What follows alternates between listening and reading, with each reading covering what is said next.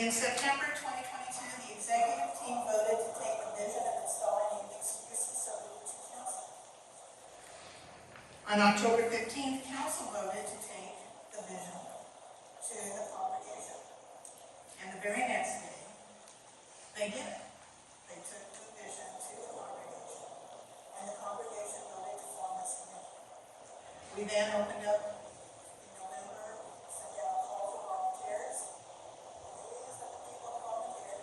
And we formed the committee, and we had our first meeting on December 4th.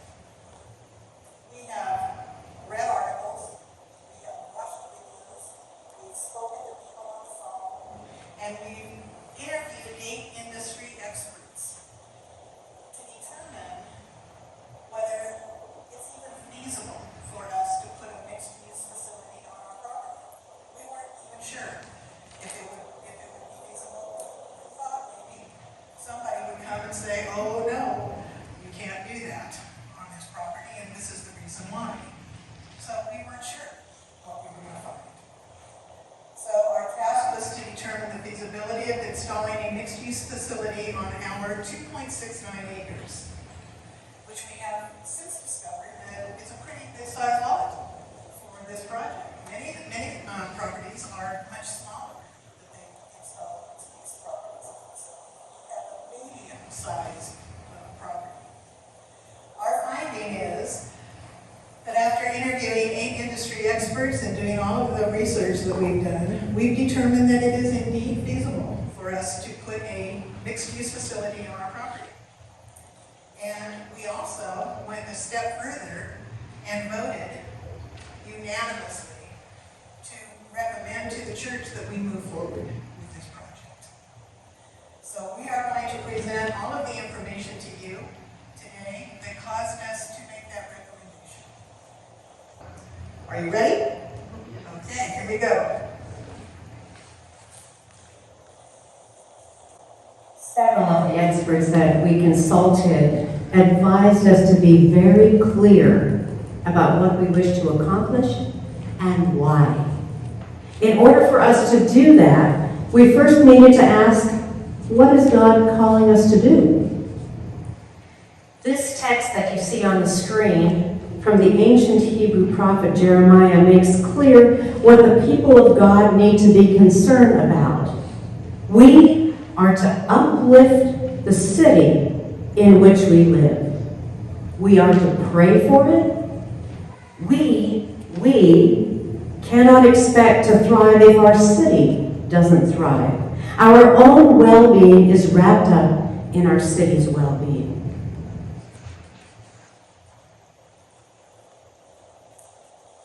Bitwise Industries CEO Irma Alquin, whom we also interviewed, put it this way: be clear on your thesis, because if you don't have one, the market will give you one.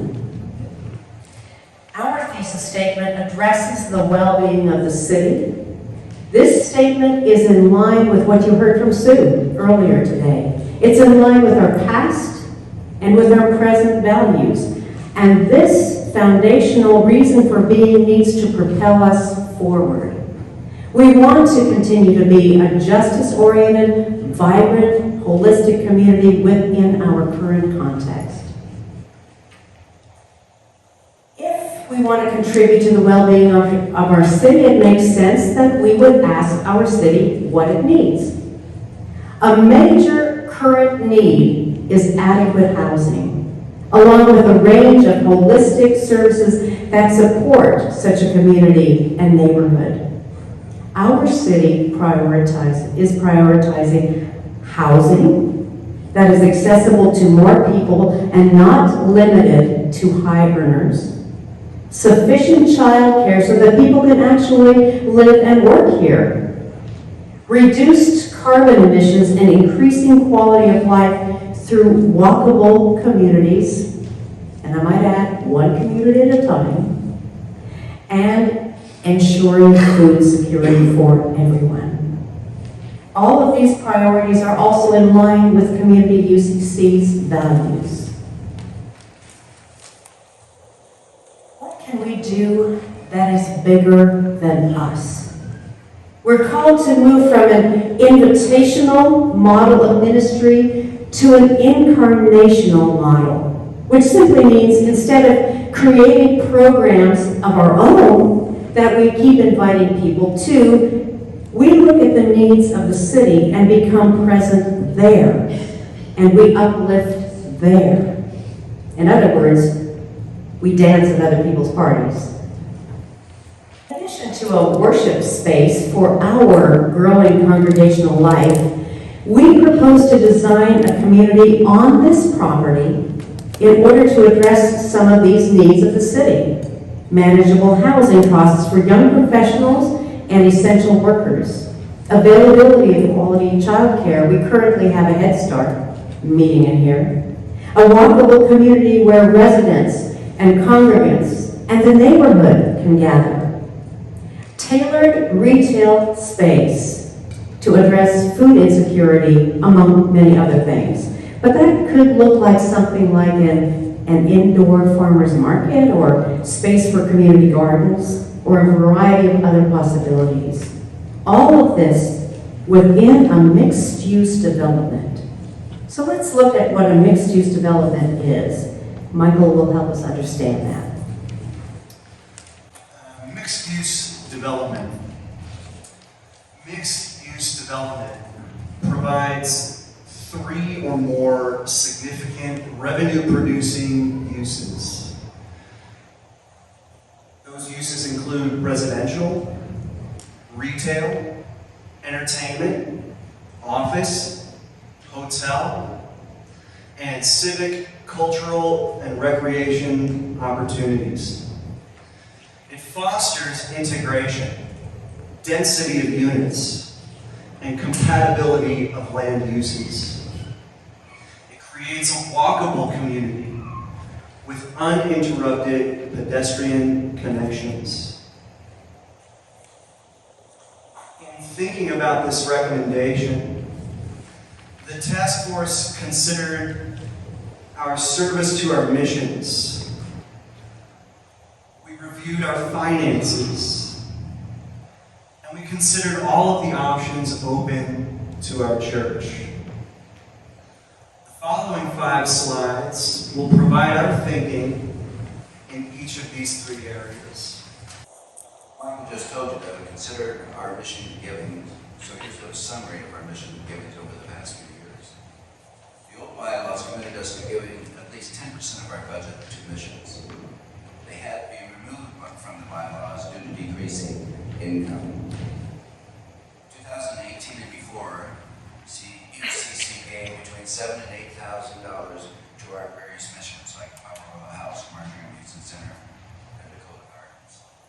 From 2019 until today, we've given between $2,000 and $3,000 to our various missions. A significant drop. As treasurer of the church, I have kept a tally of our ending operations balance each month for many years. So here's a summary of our ending balances from 2017 through 2023. In 2017, we had $695 left on June 30th. And it's interesting, maybe for those that don't know, that our fiscal year goes from July 1st through June 30th, not January, December 31st. So we start our fiscal year on July 1st. So at the end of June in 2017, we only had $695.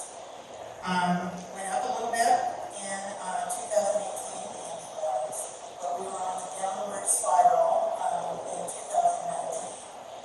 If COVID had not occurred, my projection is that if things had remained the same, we would have not had enough money to run the church by the end of 2020, by March of 2020. However, COVID did happen, and ironically, it was a godsend for the church because I applied for 3 grants from the federal government, and I thank God for them. We got 2 PPP loans for $30,700 each, and we got a grant from the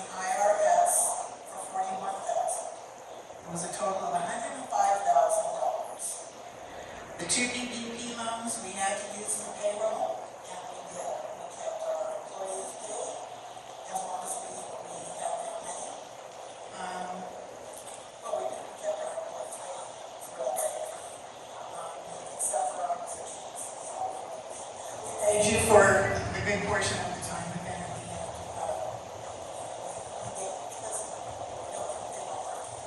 so, sorry. Yeah, I was wrong about that. So we got the two PPP loans, then we got the IRS grant for 105. I thought of it as a miracle. Without those funds, we would not have had enough money to pay for the operation of the church. We currently, today, have $41,000 left of the IRS money. Without that 41,000, my projection is we would not be able to meet our monthly obligations by this August. So we're still reaping the benefits of the government. So here's the financial update. As of this week, on Monday when I came to church, I closed out the month of April, and our current balance is $50,450.75. It costs $15,150 to run the church each month. And we have really done a good job of cutting down any extraneous expenses. We've got a new copy machine that doesn't cost as much to run. We cut corners wherever we can, because it used to cost $22,000 to run this church. So we've really cut corners. Our average monthly income is, and that's through pledges and rentals, is, and loose offering, is $13,125. That means we have an average deficit of $2,025. The projection is that at our current monthly deficit, we will be unable to meet our monthly obligations in about 25 months, May of 2025.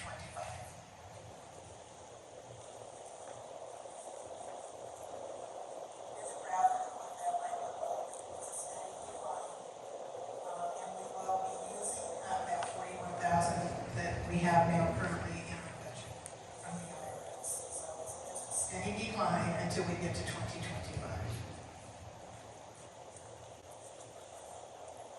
So here's our realities. We have lost $81,000 in the last 5 years from people who have moved away from the church or have passed away. These were longtime members like Sue who cared so much about this church and were in a financial position to be very generous givers. We've lost $81,000 a year with those passings and those people that moved away. To run a facility, there are costs involved, and this facility, as Sue said, is approaching 60 years old, and we need new roofs, which are extremely expensive. Thank goodness the fire insurance is paying for this roof to be repaired, because as you all know, in the winter we have buckets out because there are leaks. We have a leak in Hayden Hall. We're hoping that the repairs that we do to it during the summer will suffice, that we don't need to replace that roof, so that would be awesome. But if we do, it's about $25,000 to replace that. Take out the pine trees in front of the office, which the fire department has recommended that we do because the needles are a fire hazard. That's $18,000. The church has asbestos, we discovered when we had the fire, and they had to abate the asbestos in the EOC office, which is this room right here. Just that one little office was $28,000.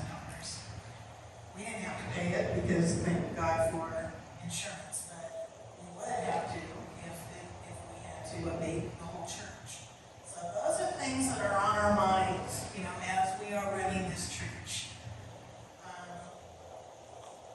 We also have decreasing membership.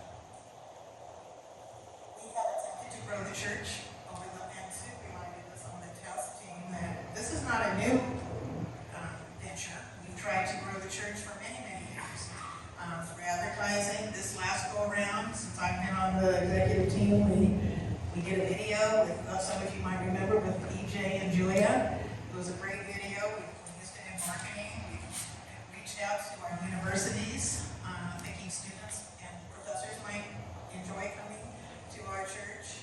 We think that we're kind of a little treasure here in the Central Valley, and that sometimes people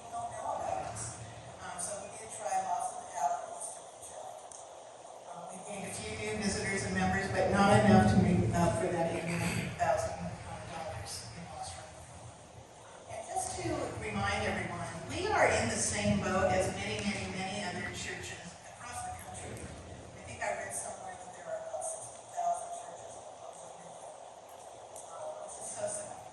So we don't want to be one of those churches. So we're trying to be proactive. We're looking towards the future.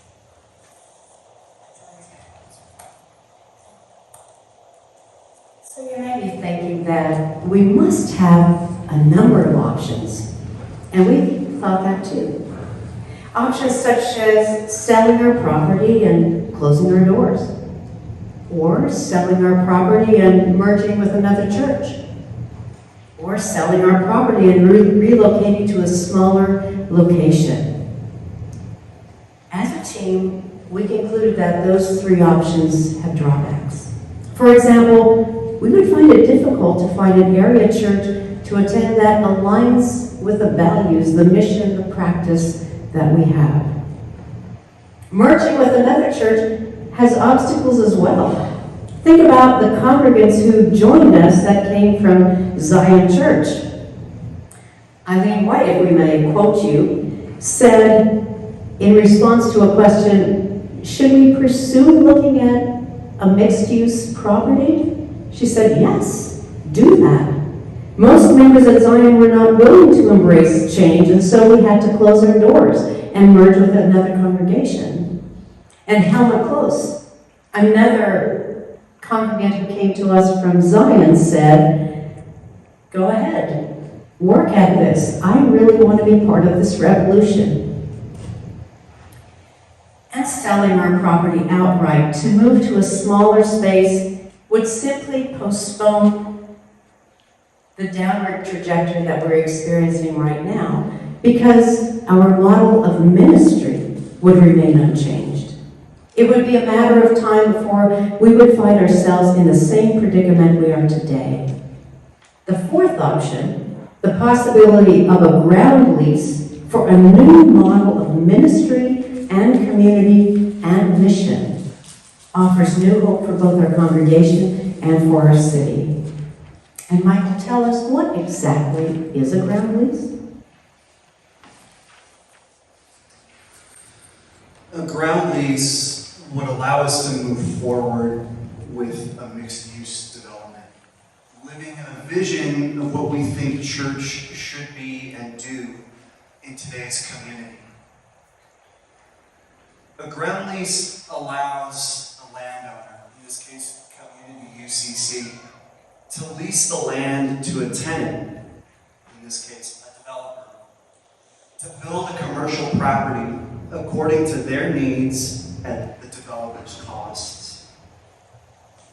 The developer would collect revenue and pay a monthly lease to Community UCC.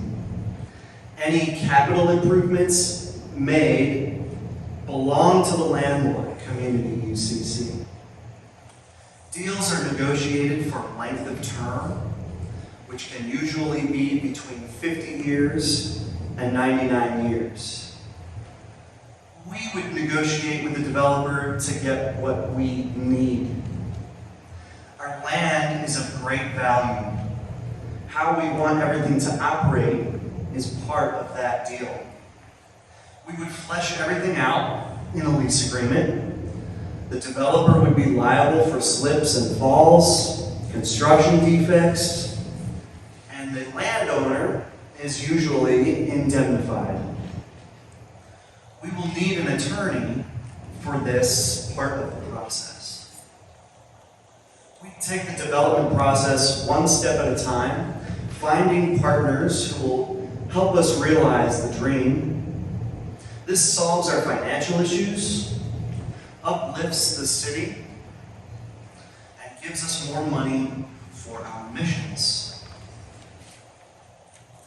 Task force interviewed 8 experts in different fields in the industry. All of these experts came recommended by someone, and many of them know each other and were highly complimentary of each other, which is really cool fact. On each of the next 4 slides, members of the task force will tell you about the experts. Not the info on the slides, but about their background, expertise, and anecdotes from the interviews. As they talk, you will read the key points from the interviews on the screen.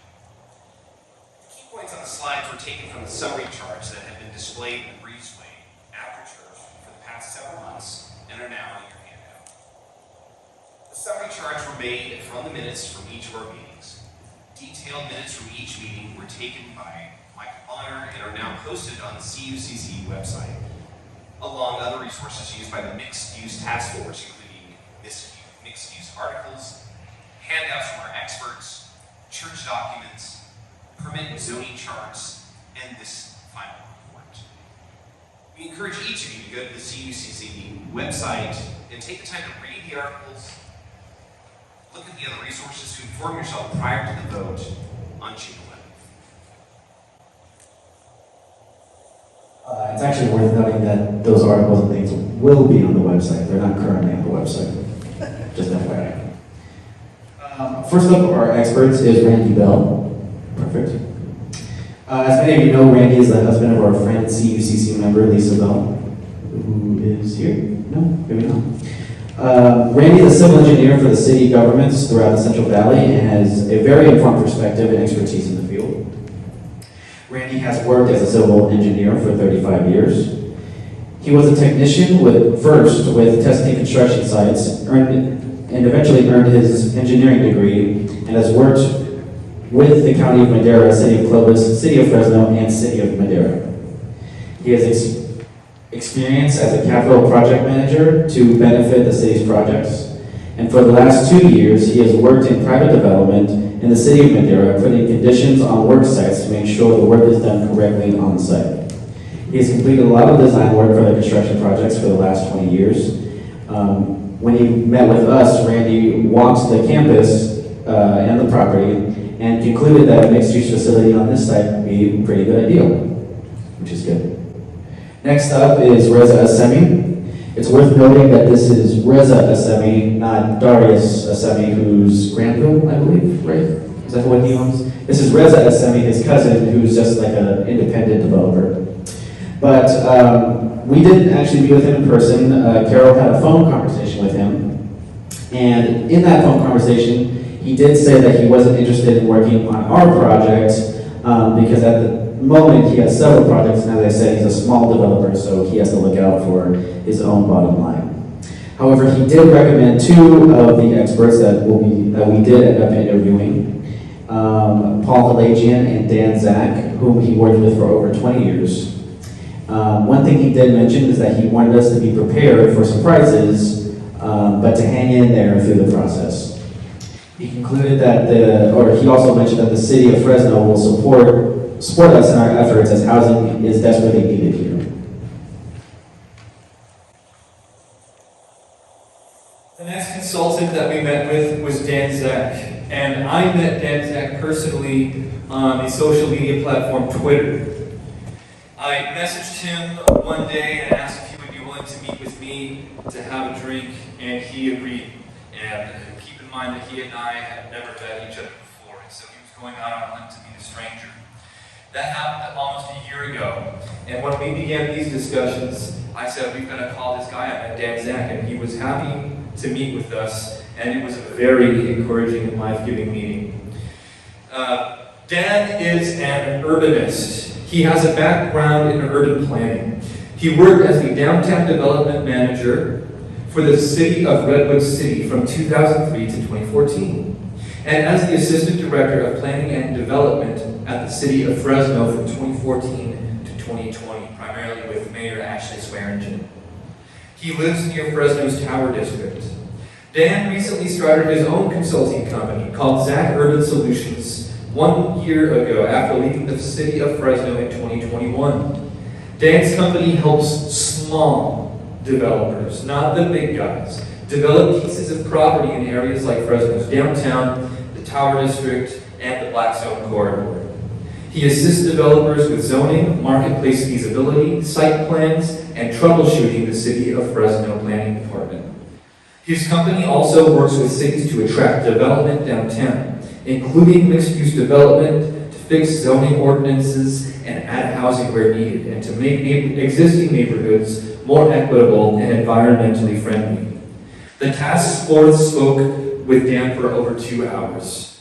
He was very friendly and extremely knowledgeable, and he came very highly recommended from everyone we spoke with.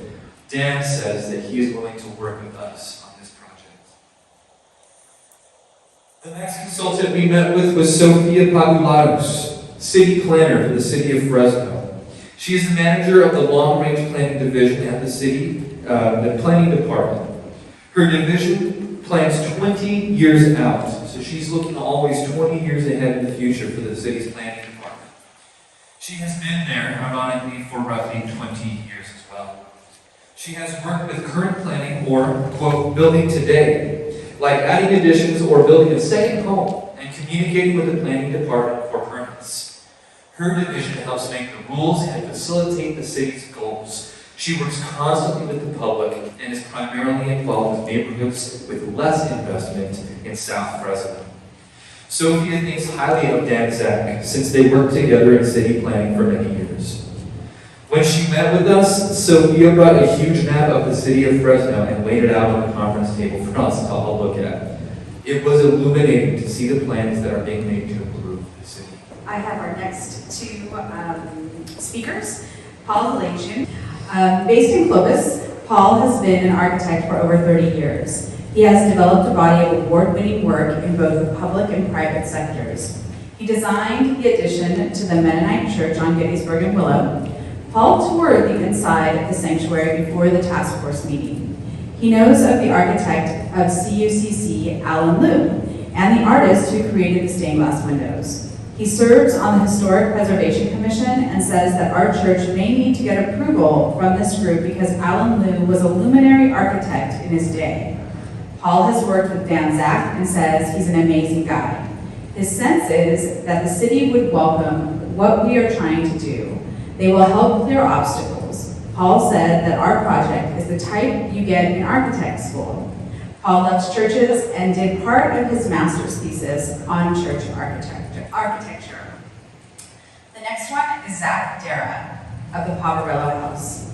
Becky serves on the Poverello House board with Zach Dara and so invited him to come speak to our task force. Zach has pastored a couple of churches, including one in Madera that was looking to grow. That church came up with some developmental processes that helped them, but there were some misgivings on church growth with the congregation. Zach has a lot of experience navigating that. He is a person of faith and hopes to bring a lot to the process wherever he works. He's worked for 16 years in the nonprofit sector, working for Christian nonprofits like Fresno Interdenominational Refugee Ministries, or FIRM. Zach has been at Poverello House for a little over 3 years. For Zach, faith is driven by mission. Our next two speakers were Jessica Burzak, CEO of Upholdings Developer Group. Jessica grew up in Fresno, moved to Chicago, and back to Fresno. Her father was a minister at University Presbyterian, and then went into teaching theater arts at Bullard in Fresno. Her mom, Linda Hawk, was an educator in the education department at Fresno Pacific. Jessica went to Bullard, studied theater, went to Chicago, and started as a temp with their housing development authority. Jessica's moral compass was etched early in her career. Jessica has a special place in her heart for churches because of her upbringing, and thinks our idea is a good one. She is accustomed to fighting for the underdog. Special needs housing is her passion. Homeless, mental illness, domestic violence, LGBTQ+, veterans. Upholdings provides housing development and property management. They've opened 80 units in Porterville, 80 in Hanford, and 75 in Clovis. They are working on converting Smugglers Inn to affordable housing for veterans and their families. Irma Olquin, CEO of Bitwise Industries. Irma was one of our most inspirational interviews. She was raised in Carruthers in a farm labor family, picking grapes and rolling raisins. She thought that because her family did this is what she should do. It was a struggle, but that was normal. Success looked like finding a way out of the fields and working as an attendant in a gas station. Success was paying all of the bills in the same month. One day in high school, there was an invitation over the PA system for students to come take the SAT exam. It would take place in a cafeteria, and all students needed was to bring a pencil. She went because it meant she could get out of class all morning. As a teacher, I know that. She thought nothing more of it until she got the first letter in the mail she had ever received. It was from a university. She got many offers from universities. After that first one, but only one, the University of Ohio, offered her a scholarship. She didn't say a word to her family until she was sure that she was being offered a full scholarship. Everyone in her family was so excited, but they didn't know how they were going to get her there. They had a very old car and no money. The entire family pooled their money and raised money from the community for a one-way bus ticket so that Irma could get to Ohio. She was the first in her family to go to college. When she got there, the registrar asked her what she wanted to major in, and she didn't understand. They handed her a catalog, and she thumbed through until she saw a glass-fronted, multi-story building. She pointed to it and said, "This is where I want to learn." It was the School of Engineering. She went on to earn a degree in engineering. The first salary she earned, she had never even dreamed possible. Who are you going to be when you are not in survival mode? She moved back to Fresno, and Bitwise was born. Bitwise offers apprenticeship to reentry, LGBTQ+, the unhoused, and veteran students, while earning money and learning technical skills. Bitwise has many high-profile partners, such as Goldman Sachs, Google, MasterCard, and many others. They have an 80% success rate. The Bitwise system is scalable. They have expanded to 9 cities in the US in the last 10 years and are looking to expand even more. If we can do this in Fresno, we can do it anywhere. If we can do this year after year in multiple locations, we will affect change in the cities. All of our experts were adamant that when working with the city and a developer, it is critical to be able to articulate what we want out of this project, what we want it to look like. And because a project has to pencil out and make sense even to the most altruistic developer, we need to decide ahead of time what we are not willing to negotiate or compromise on. These decisions would, of course, be made by the next committee. But for discussion's sake and reality checks with our experts, and to give you an idea of what this project could look like, Task Force dreamed and brainstormed, and this is what we came up with. We want and need a worship space for us. This might be on the ground floor of a larger building, or it might be a freestanding space.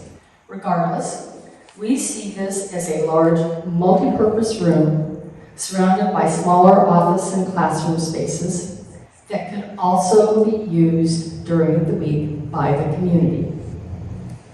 We want middle-income housing, units that would be affordable to young professionals just starting out in their careers. This would be the heart of the project. If we rezone to neighborhood mixed use, we would be allowed up to 80 units on our 2.69 acre property. And we would have more flexibility in choosing what else to include. We want to see Head Start as part of this project. Our contract with them is up in 2 years, so would not be jeopardized by such a project, but we'd love to continue that relationship for another 10 years. What else do we want? We want retail shops. Our first thoughts were for a coffee shop or an ice cream store with outside seating, but what does the community need? Let's include them and ask what they think will contribute to their community and neighborhood life. Maybe it's a laundromat, or health services, or something else we've never thought of. We want outside spaces that promote community. The city has new money for city parks. Can't you just see pathways interconnecting our project with a revitalized Robinson Park? We also had to talk, of course, about non-negotiables. What are some of the things that we might insist on? Our stained glass windows, of course. These quirky Normark design windows that came to us when we merged with Zion are part of our identity and true works of art. We want green. If you live in Fresno, you know how important shade and green spaces are to our well-being. We want outdoor spaces that draw people together. And we want indoor spaces like our multi-purpose worship space that can act as a community hub, providing a place for meetings, practice, performance. We want a place for Head Start or another preschool.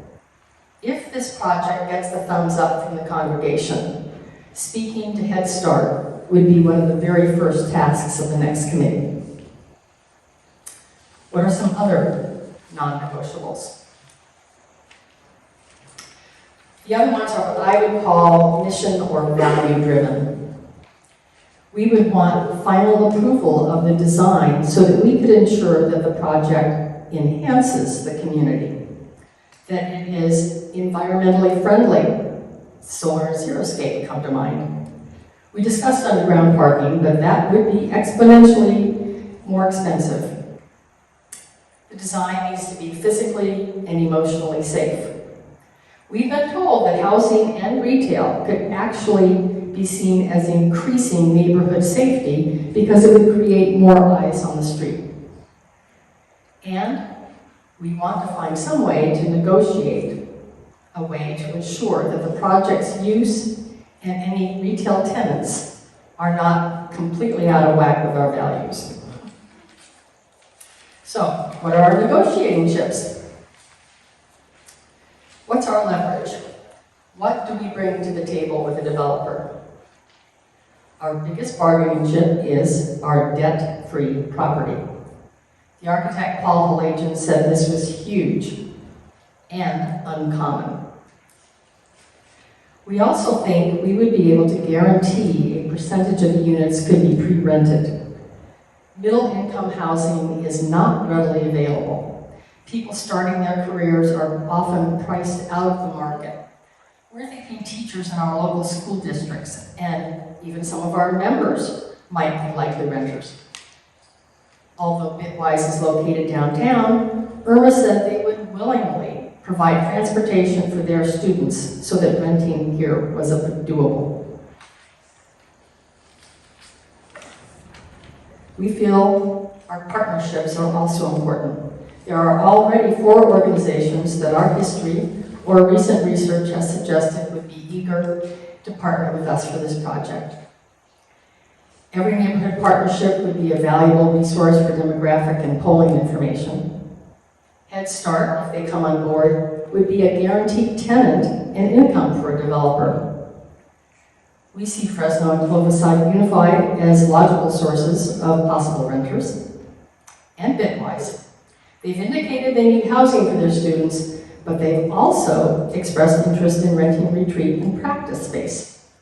And Irma said they probably have a worship space for us during the construction. So what are the initial costs? Most of the initial costs are on the developer. We recommend that if we move forward, the next committee would be restricted to funds that are not part of the operating funds of the church. Some of the CUCC costs include hiring a consultant to guide us through the process so that we don't waste money and time. People like Dan Zach. The church will need to hire an attorney to look out for our interests during negotiations with the developer. And an initial pledge of $5,000 designated for startup costs, such as paying for a consultant to guide us, has already been offered. Some of the developer costs include things like geological testing, potential rezoning, appraisal, infrastructure appraisal to determine adequacy for things like water and sewer connections, permits from the city, and constructing the facility.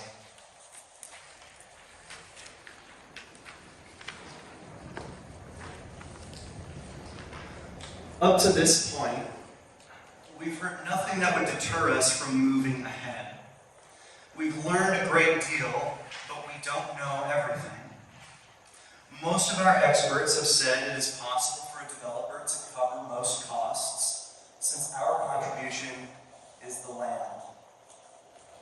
We may encounter obstacles that we can't anticipate, but we won't know until we try. Jessica Burzak told that to us. One of the things that Irma from Bitwise said to us is that she thinks like a shark, which sounds a little intimidating, but I interpreted that as being efficient. Because one of the unique things about sharks is the way they swim. They only swim forward. And this is an opportunity for CUCC to move forward. Rod has prepared something for us in the next slide here about mixed-use developments in our city.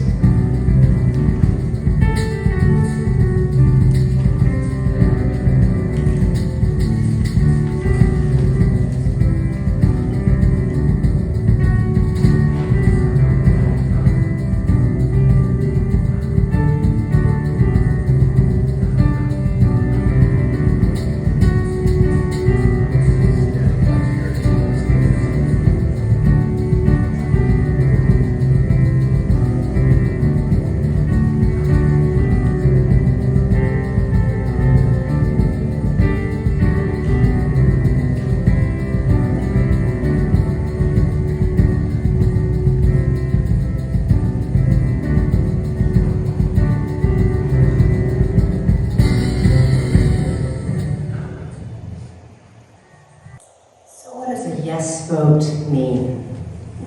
Let's revisit what the task force's recommendation is.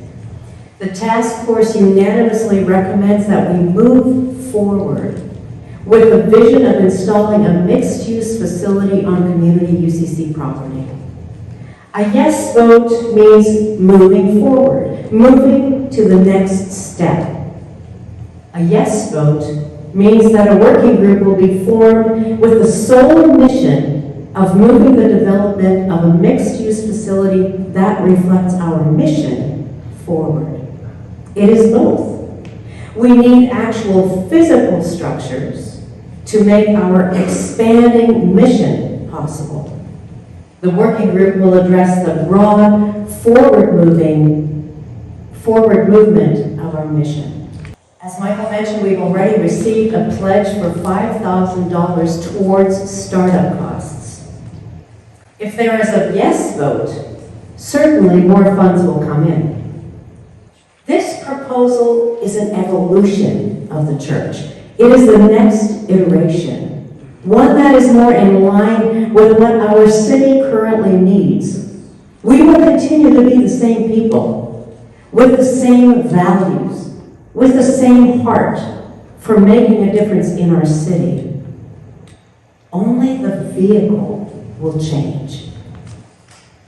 Community UCC began in a small redwood church on the corner of First and Shaw in 1957, moved to our current location in 1965, and now the task force proposes reconfiguring our physical property to significantly impact our city and our worshiping community. We remain true to our calling and continue our witness. And as EJ reminds us, let's get caught trying.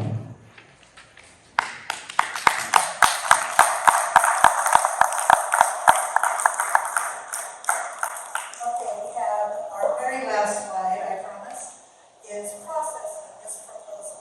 We know that we've given you a lot of information, and what Amy is going to do is pass out sign-up sheets for the small group gatherings in May, because that's when we think we can have some really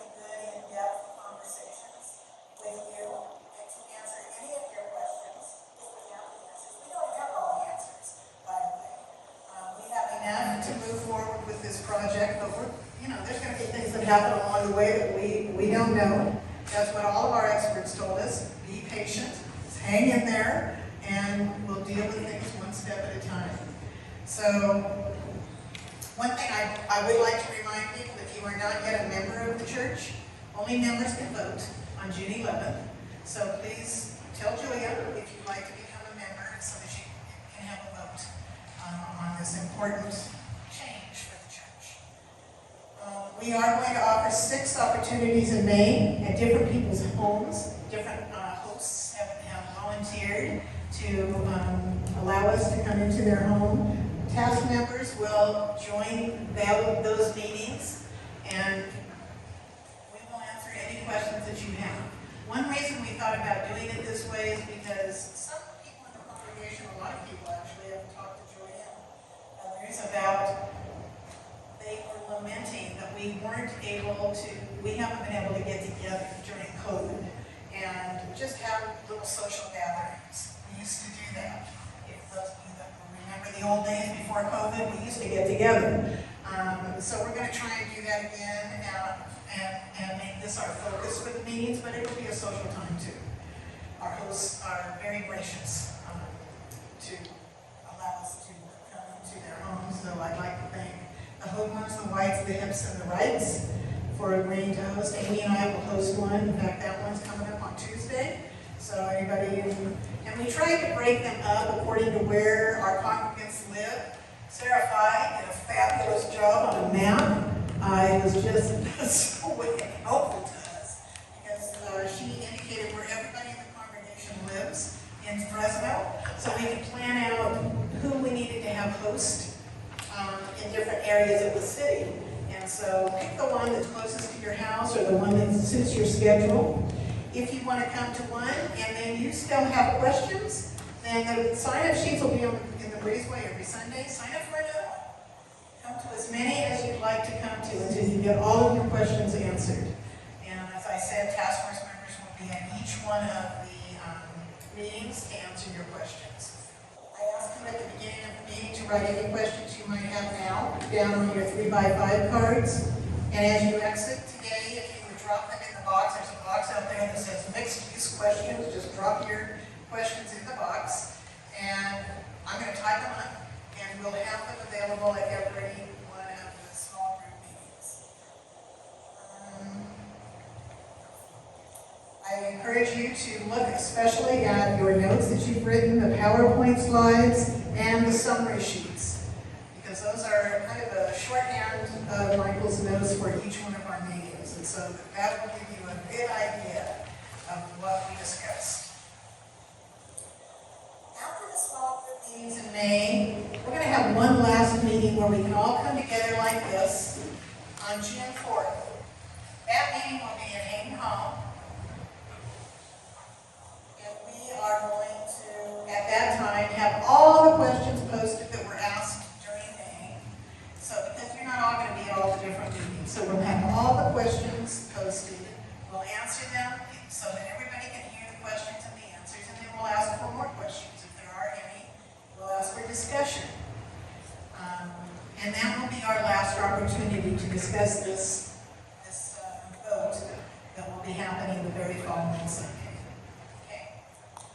So, I want to thank you all for staying to hear our final